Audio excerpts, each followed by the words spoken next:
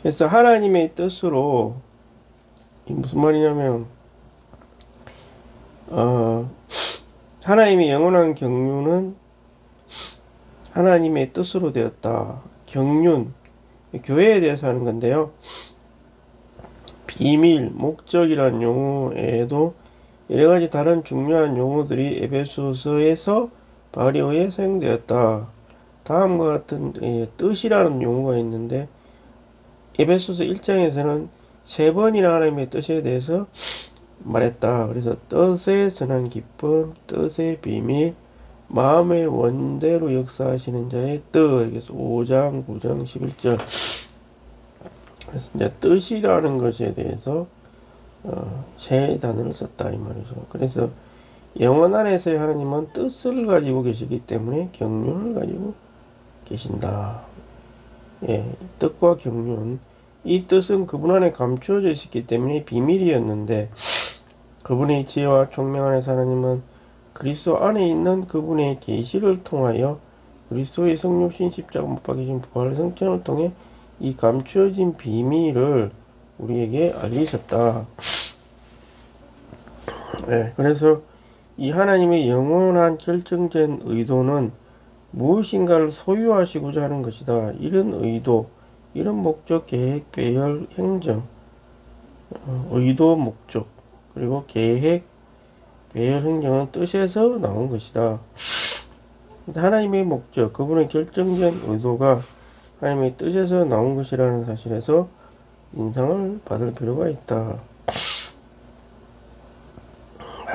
자, 이 뜻에 의해서 이런 의도, 목적, 계획, 배열, 그 다음에 행정, 뭐 이런 여러 단어를 많이 쓰고 있습니다.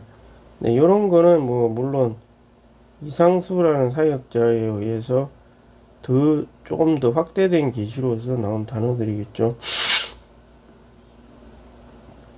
근데 사도 바울은 이 뜻이라는 단어를 굉장히 중요하게 생각을 한 거죠. 그래서 그것을 이제 하나님의 경륜이라고 또 다른 말로 이렇게 말을 한 거죠. 그래서 성경에 보면 경륜이라는 단어를 쓰고 있는 거죠. 그래서 이 경륜이라고 하는 것은 이 뜻을 이루기 위해서 나타난 어떤 계획서 같은 거잖아요. 예, 계획. 궁극적인 하나님의 그 갈망을 이루기 위한 그 계획들이 있어야 될 거 아니에요. 경륜이라고 하는 계획을 하는 그 어떤 경륜이라고 할 수 있겠죠. 그래서 그 계획을 했으면 거기에 따른 어떤 배열과 행정이 있어야 될 거 아니에요. 그 계획을 이루기 위해서. 그럼 이 당시 이제 그 뭐 성경에서 계시된 대로만 우리가 이제 말을 해본다면 그 이상의 것은 우리가 지금 이 시대에서는 계시되지는 않았죠. 근데 다음 시대에는 뭐 사도 바울이 뭐 어떤 고린도 후서 같은 데 보면 이 시대에서는 말을 할 수가 없는 어떤 계시를 받았다고 그랬거든요. 그러면 그 사람도 뭐 성경에 대해서 다 아는 사람이니까 지금 현재 우리가 신구약을 통해서 나타난 어떤 우주 창조라든가 그런 거 이외에 또 어떤 계시를 삼층천에 영만 삼층천에 올라가서 받은 겁니다. 근데 이제 그거는 이 시대에서는 말을 할 수 없는 계시라는 거죠. 나중에 되면 다 알 수 있겠지만 지금 이 시대에서는 알 수 없는 거다. 그래 약간은 뭐 힌트 같은 건 있을 수 있겠지만 그래서 그러면 이제 어쨌든 하나님의 그 뜻이라고 하는 것은 뭐 앞으로도 여러 번 나오겠지만 사람을 자신의 아들로 얻을 뿐만 아니라 단체적으로 이제 신부가 되게 해서 하나님 그분도 인성을 가진 하나님이시고 성육신 되셔서 다시 하나님 되셨고 그래서 이 하나님이 남편 이게 다 신부 이렇게 되고 이 결혼을 하는 그런 걸로 끝이 나잖아요. 그냥 진짜 결혼하는 걸로 끝이 납니다. 예루살렘에 대해서 이게 신부라고 그랬기 때문에 에베소에서 신부라고 그랬잖아요. 그럼 이거 안에는 되게 많은 게 내포가 되어 있겠죠. 피조물이 흙으로 만든 피조물이 하나님의 호흡이 들어간 영을 가지고 있고 하나님 자신도 이제 어떤 구속자의 과정을 거치고 또 그 영이 되셔가지고 다시 사람 안에 들어가가지고 이 하나님과 완전 삼일 하나님과 연결이 된 상태에서 계속적인 분배를 계속 받게 해가지고 이 흙으로 된 존재가 신성하게 변하게 돼가지고 그분과 똑같은 종류끼리 결혼을 하는 거지 뭐 사람이 동물하고 결혼하는 건 아니잖아요. 그렇죠. 똑같은 종류가 돼가지고 이제 결혼이 된다. 이런 뜻을 가지고 있다는 거죠. 이게 굉장히 놀라운 뜻이죠. 그래서 이 단체적인 사람을 이제 교회라고 하는 거죠. 예. 교회가 이런 단체적인 사람이다. 심지어 말도 안 되는 것은 요한계시록에 보면 이미 그 결혼이 끝나고 영원 안에서의 세계까지도 자기 이미 보고 왔다는 거잖아요. 완결된 시제를 쓰고 있는 거죠. 그러니까 이게 그 시간 안에서 일어나는 거고 영원 안에서 일어나는 것은 좀 차이는 있습니다. 이게 있고 사탄이 아무리 발악해봐야 안 되는데 왜 이렇게 발악을 하고 있는지도 사실은 의문이고요. 끝났으면 그냥 자기가 포기해야 되는데 왜 포기를 안 하고 있는 건지 거기에 대해서 사도 바울도 어떤 계시를 받았겠죠. 지금 이 시대에서는 말할 수 없다 이 말이죠. 예. 자 그런 거 그렇고 그래서 아까 말한 어떤 뜻이 있다는 거죠. 주님이 성경을 봤을 때 이제 그런 뜻이라는 거죠. 제가 봤을 때 사람을 단체적인 사람을 얻어서 신부가 되게 한다. 근데 이제 그렇게 되려면 하나님이 구속주가 되어서 또 인성을 가진 구속주가 되어야 되는 거예요. 그리고 또한 그 영이 되어야 돼요. 이런 게 다 돼야만 이제 사람 안에 들어가서 분배를 해가지고 변화를 시켜서 이제 그렇게 될 수가 있는 거잖아요. 이거를 이루기 위한 어떤 안배, 배열 뭐 이런 것들이 필요하다는 거죠. 개인적으로도 필요하고 어떤 사람이 만약에 이제 하나님이 어떤 사람을 점 찍었다 그러면 이 사람이 어떤 막 여러 가지 과정을 통해 가지고 구원받고 나서 뭐 처음부터 합당한 교회와 접촉을 하면 다행인데 또 그렇지 않은 경우도 많잖아요. 이제 지금 또 이 시대에는 사실 교회라고 하는 것이 너무나 많은 분열이 되어 있는 상태이기 때문에 이 중에서 어떤 접촉한 사람을 막 과정을 거쳐서 어떤 합당한 교회로 또 인도해가지고 인도됐으면 또 거기서도 교회 안에서도 또 다 완전하진 않잖아요. 그럼 뭐 또 거기서 또 뭐 막 과정을 거쳐서 또 하여튼간에 상당히 많은 그 계획 개인으로 보자면 그렇다는 거죠. 전체적으로 보면 아까 제가 말한 거고 개개인으로 보면은 그런 계획과 안배와 이게 많이 필요하다는 거죠. 이게 또 개인적으로도 자 그래서 그런 의미가 있는 겁니다. 일단 여기까지 예, 첫 번째는 이제 하나님의 뜻으로 말미암아 됐고 또 두 번째는 하나님 자신 안에서 목적하신 기쁘심을 따라서 그렇게 됐다. 하나님의 영원한 목적은 뜻으로 인한 것이다. 예, 뜻으로 인해서 목적이 생겼다. 이제 우리는 뜻이 선한 기뻐하심에 따른 것임을 볼 필요가 있다.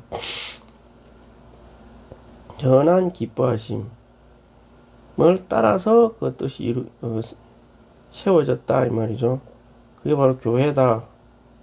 교회라는 하나님의 영원한 경륜 안에서 아까 앞에 설명했듯이 이 경륜은 이 뜻에서 나왔었고 이 교회를 신부로 만들겠다 이 말이죠. 그래서 이거는 지금 현재 사람 기준에서 생각하면 사람은 죽을 수밖에 없는 운명인데 구속주를 통해서 죄가 용서함 받고 영원한 생명을 얻었다.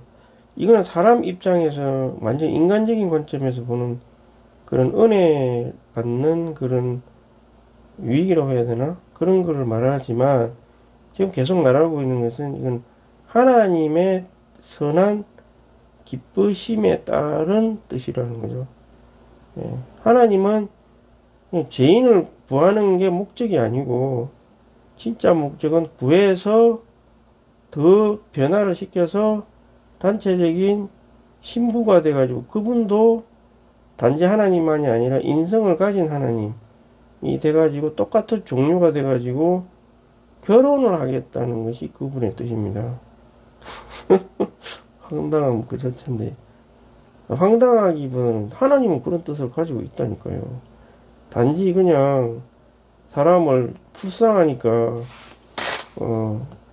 또 자기도 심판을 안 내릴 수는 없는 사탄의 본성이 주입돼 가지고 사랑을 하는데 심판을 내릴 수밖에 없는 그런 이중적인 딜레마에서 구속주가 되셔가지고 사람 믿는 사람은 다 구원받을 수 있는 길을 열어 놓으셨고, 근데 그게 목적이 아니라는 거죠. 예. 이건 어떤 제한된 사항을 없애기 위해서 하는 거고, 그 이후에 변화 과정이 계속돼 가지고 아까 말한 대로 결혼하는 게 목적이다 이 말이에요. 그게 뜻이라는 거죠. 이제 우리는 그 뜻이 선한 기뻐하심에 따른 것임을 볼 필요가 있다. 그래서 이 선한 기뻐하심이라는 것은 마음의 기쁨이죠. 우리는 그것을 마음의 갈망이라고 부를 수도 있다. 그래서 우리는 이것이 하나님의 경륜이라는 것이다. 그래서 이것은 그리스도 안에서 정하신 것이다. 한번 그리스도 안에서 정했다. 에베소 3장 11절에서 우리 그리스도 예수 안에서 정하신 만대의 목적이다. 이 목적은 계획이고 계획은 배열이 되겠죠. 그 배열은 가정의 행정 오이코노미아라고 한다. 그건 그리스도 안에서 정해졌다.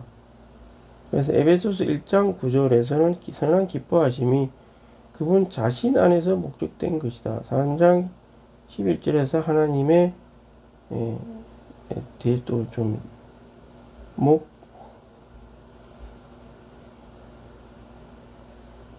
뒤에 좀 이따 해야 되겠네요. 예.